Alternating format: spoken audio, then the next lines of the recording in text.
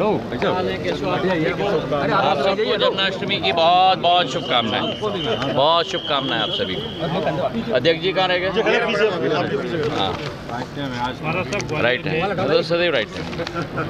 ग्वालियर के अंदर बड़ा रीजनल इंडस्ट्री कॉन्क्लेव परसों है।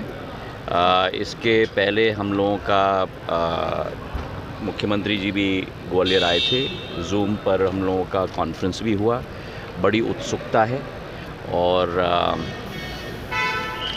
मुझे विश्वास है कि कुछ अच्छे निर्णय उस दिन लिए जाएंगे और ग्वालियर चंबल संभाग के लिए, केवल ग्वालियर के लिए नहीं, संभाग के लिए कुछ अच्छी घोषणाएं और निर्णय भी होंगी। अब 48 घंटे का समय है, थोड़ा इंतज़ार करें और आप और हम साथ में होंगे। यूपीएस को लेके बहुत सारे संभावनाएं हैं हमारे संभाग में। हमारा संभाग दिल्ली का एक काउंटर मैग्नेट बन सकता है। मैं ये समझता हूँ कि हमारे संभाग में जो संभावनाएं हैं, शायद किसी और क्षेत्र में इतनी संभावनाएं हों। केवल औद्योग और मैन्युफैक्चरिंग के सेक्टर में नहीं, लेकिन सूचना प्रौद्योगिकी के क्षेत्र में, कृषि, फूड प्रोसेसिंग के क्षेत्र में, पर्यटन के क्षेत्र में, जैसे मुख्यमंत्री जी ने कहा, हमारे मक्के और हमारे एडिबल ऑयल्स के क्षेत्र में, इथेनॉल के प्रोडक्शन के क्षेत्र में, बहुत सारी संभावनाएं, धार्मिक पर्यटन के क्षेत्र में। और मुझे विश्वास है कि ये रीजनल इंडस्ट्री कॉन्क्लेव उस लक्ष्य की पूर्ति की तरफ तेज़ी से हम सबको साथ में मिलकर मुख्यमंत्री जी और प्रधानमंत्री जी के नेतृत्व में बढ़ाएगा। यूपीएस को लेकर विपक्ष विरोध कर रहा है लगातार। विपक्ष का काम ही है विरोध करना। विपक्ष का काम ही है देश को खड्डे में ले जाकर छोड़ना। जिस यूपीएस को प्रधानमंत्री जी ने स्वयं विचार विमर्श करके लंबे अरसे पर सारे सरकारी कर्मचारी के संगठनों के साथ मिलकर चर्चा करके रास्ता निकालकर कि जो हमारे कर्मचारियों के हित में नीति होगी, unified pension scheme new pension scheme नहीं है, ओल्ड पेंशन स्कीम नहीं है, सबसे बेहतरीन पेंशन स्कीम है हमारे सभी सरकारी कर्मचारियों के लिए,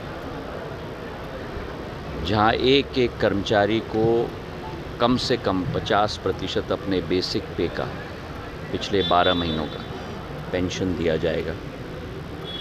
वहीं उसी के साथ जो पहले 10% केंद्र सरकार का कंट्रीब्यूशन होता था, ये प्रधानमंत्री नरेंद्र मोदी जी ही हैं जिन्होंने 10% से बढ़ाकर उस सरकार का कंट्रीब्यूशन को 14% तक ले गए।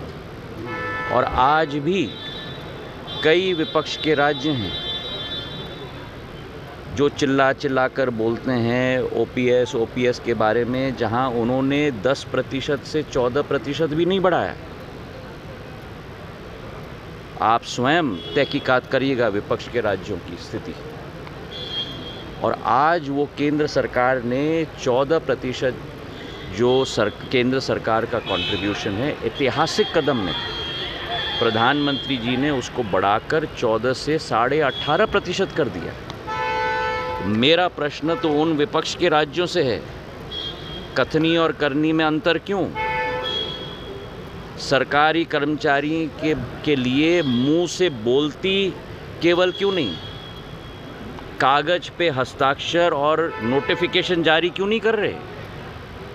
उनके हित का काम क्यों नहीं कर रहे, जो प्रधानमंत्री जी ने कैबिनेट में पारित करके कर दिया है 10 से 14 और इस कैबिनेट नोट के आधार पे 14 से 18.5।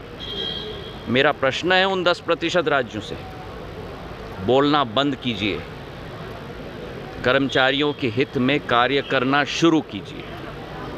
और जो कांग्रेस पार्टी और कांग्रेस पार्टी के पूर्व अध्यक्ष जो आज चिल्ला कर कह रहे हैं ओपीएस ओपीएस ओपीएस ओपीएस, क्या हो गया?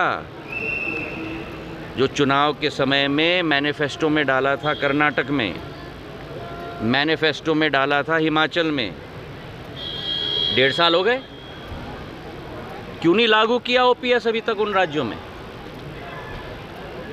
दूसरों को उंगली दिखाना बहुत आसान है, अपने आप अपने वादे पर आज तक क्यों नहीं अमल हुए हैं? आप अगर ओपीएस इतना चिल्ला रहे हो, जो आपने जनता को कहा था कि आप ओपीएस लागू करोगे, हिमाचल में तो आपकी सरकार है, कर्नाटक में आपकी सरकार है, क्यों नहीं किया लागू ओपीएस?